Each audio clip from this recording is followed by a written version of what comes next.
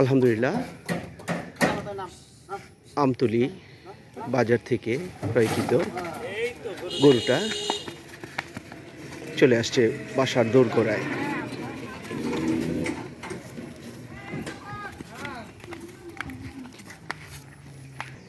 এই গরুটা এখন দুইটা গরুই একসাথেই থাকবে।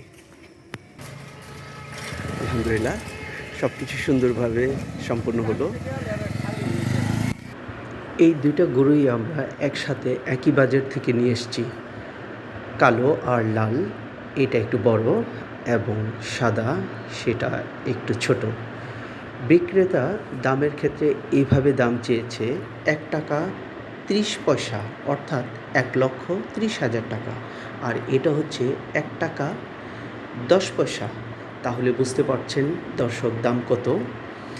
এখন এই গরুটা আমরা কিনে নিয়ে আসছি পিকআপে, এবং একসাথে একটা সেফ জায়গায় রাখা হয়েছে কুরবানির পশু।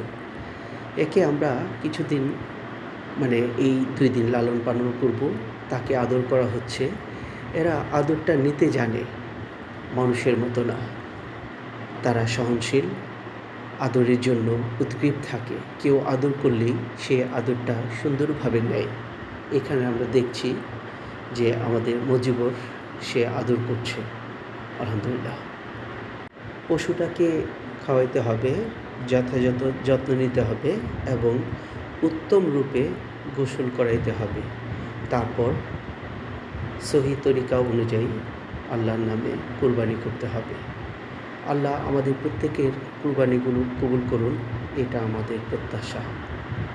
কুরবানি করার ক্ষেত্রে যাদের কুরবানি করার সামর্থ্য আছে, অর্থাৎ কুরবানি করা ওয়াজিব হয়েছে, তাকে কুরবানি করতে হবে, এবং কুরবানি করার মধ্য দিয়ে আল্লাহর নৈকট্য এবং সন্তুষ্টি অর্জন করতে হবে।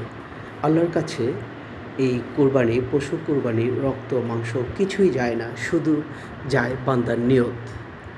মহান আল্লাহ তাআলার নিকট আমরা দোয়া করি, আল্লাহ যেন আমাদের কুরবানিগুলোকে কবুল করে নেন এবং আমাদেরকে কবুল করে নেন, আমাদের সবাইকে ভালো রাখেন, তার নৈকট্য আমরা লাভ করতে পারি। আমিন।